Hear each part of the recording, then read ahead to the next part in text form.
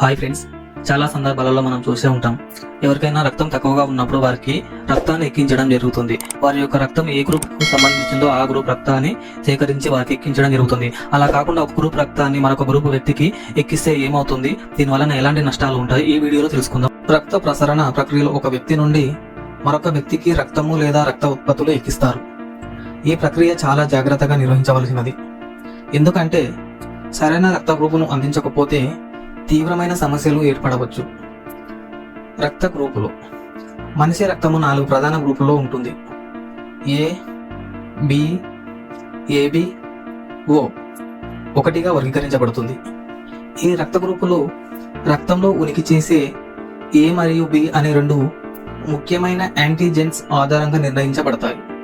అలాగే రక్తం rhesus factor positive or negative ఆధారంగా కూడా వర్గీకరించబడుతుంది. సరైన రక్త గ్రూపు సరిపోకపోతే ఏమవుతుంది? సరైన రక్త గ్రూపు సరిపోకపోతే ఏమవుతుందంటే హిమోలోటిక్ ట్రాన్స్ఫ్యూషన్ రియాక్షన్ అనేది జరుగుతుంది. అంటే ఇది అత్యంత ప్రమాదకరమైన రియాక్షన్. ఈ పరిస్థితి రోగికి సరైన రక్త గ్రూపు కాకుండా వ్యతిరేక రక్త గ్రూపు ఎక్కించబడినప్పుడు జరుగుతుంది. అతి ముఖ్యంగా ఏ గ్రూప్ వాడికి బి గ్రూప్ రక్తం ఎక్కిస్తే లేదా ఓ గ్రూప్ వాడికి ఏ లేదా బి లేదా ఏబి రక్తం ఎక్కిస్తే రోగి రక్తంలో ఉన్న యాంటీబాడీస్ కొత్త రక్త కణాలను దాడి చేస్తాయి. దీని ఫలితంగా ఆ కణాలు పగిలిపోతాయి. దీనినే హిమోలిసిస్ అని పిలుస్తారు. వీటి యొక్క లక్షణాలు: తీవ్రంగా జ్వరము, వెన్నునొప్పి, ఒంటిలో దురద, శ్వాస తీసుకోవడం కష్టతరం, చర్మం పసుపుగా మారడం జరుగుతుంది. కిడ్నీ పనితీరు కూడా దెబ్బతినడం జరుగుతుంది. మరియు తీవ్రమైన సందర్భాలలో మరణం కూడా జరగవచ్చు. అదేవిధంగా ఎలర్జిక్ రియాక్షన్ అనేది కూడా జరుగుతుంది. రక్తం ఎక్కించినప్పుడు రోగికి రక్తంలోని కొన్ని ప్రోటీన్లు వల్ల లేదా ఇతర కారకాల వల్ల ఎలర్జిక్ రియాక్షన్ ఏర్పడవచ్చు. ఇది సాధారణంగా తక్కువ ప్రమాదంలో ఉంటుంది. వీటి యొక్క లక్షణాలు: చర్మంపై దద్దుర్లు, శ్వాస తీసుకోవడం కష్టతరంగా ఉంటుంది. అదేవిధంగా ఫెబ్రిల్ నాన్ హిమోలోటిక్ ట్రాన్స్ఫ్యూషన్ అనే రియాక్షన్ కూడా జరుగుతుంది. ఇది ఎలా ఉంటుందంటే ఇది చాలా సాధారణ రియాక్షన్. రక్తం ఎక్కించిన తర్వాత రోగికి జ్వరం రావడం, ఒంటిలో చలి వంటి లక్షణాలు కనిపించవచ్చు.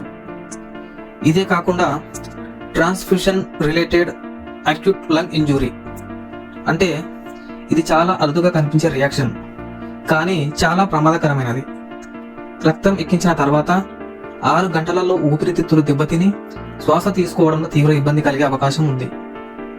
ఇదే కాకుండా ట్రాన్స్ఫ్యూషన్ అసోసియేటెడ్ సర్క్యులేటరీ ఓవర్లోడ్, అంటే రక్తం ఎక్కువగా లేదా చాలా త్వరగా ఎక్కించినప్పుడు ఈ పరిస్థితి వస్తుంది. దీని ఫలితంగా గుండె మీద ఒత్తిడి పెరిగి హార్ట్ ఫెయిల్యూర్ జరిగే అవకాశాలు ఎక్కువగా ఉండొచ్చు. రక్త గ్రూపులు వాటి సరిపోలికలు, అంటే బ్లడ్ కంపాటబిలిటీ. ఓ నెగిటివ్ రక్తము యూనివర్సల్ డోనర్ అని పిలుస్తారు. ఎందుకంటే దానిని ఏ రక్త గ్రూపు వాడినైనా ఎవరికైనా ఎక్కించవచ్చు. ఏబి పాజిటివ్ రక్తము యూనివర్సల్ రిసిపియంట్ అని పిలుస్తారు. ఎందుకంటే ఈ రక్త గ్రూపు వారికి ఏ రక్త గ్రూపునైనా ఎక్కించవచ్చు. రక్త సర్దుబాటు సమయంలో తీసుకోవాల్సిన జాగ్రత్తలు: రోగి రక్త గ్రూపును ఖచ్చితంగా నిర్ధారించాలి. డోనర్ రక్త గ్రూపు సరిపోతుందా లేదా అనేది ఖచ్చితంగా పరీక్షించాలి. ఎమర్జెన్సీ సందర్భాలలో ఓ నెగిటివ్ రక్తము ఉపయోగిస్తే మంచిది. రక్తం ఎక్కించే ముందు మరియు తర్వాత రోగిని జాగ్రత్తగా గమనించాలి. రక్త ప్రసరణ ఒక ప్రాణాంతకమైన ప్రక్రియ. సరైన రక్త గ్రూప్ సర్దుబాటుకు లేకపోతే తీవ్రమైన ఆరోగ్య సమస్యలు ఏర్పడతాయి. అందుకే ఈ ప్రక్రియను అత్యంత జాగ్రత్తతో నిర్వహించాలి. హాయ్ ఫ్రెండ్స్, ఈ ఇన్ఫర్మేషన్ మీకు నచ్చిందని అనుకుంటున్నాను. నచ్చినట్లయితే వీడియోకి లైక్ చేయండి, షేర్ చేయండి, కామెంట్ చేయండి. ఈ ఛానల్ని సబ్స్క్రైబ్ చేసుకుని సపోర్ట్ చేయండి. Thank you.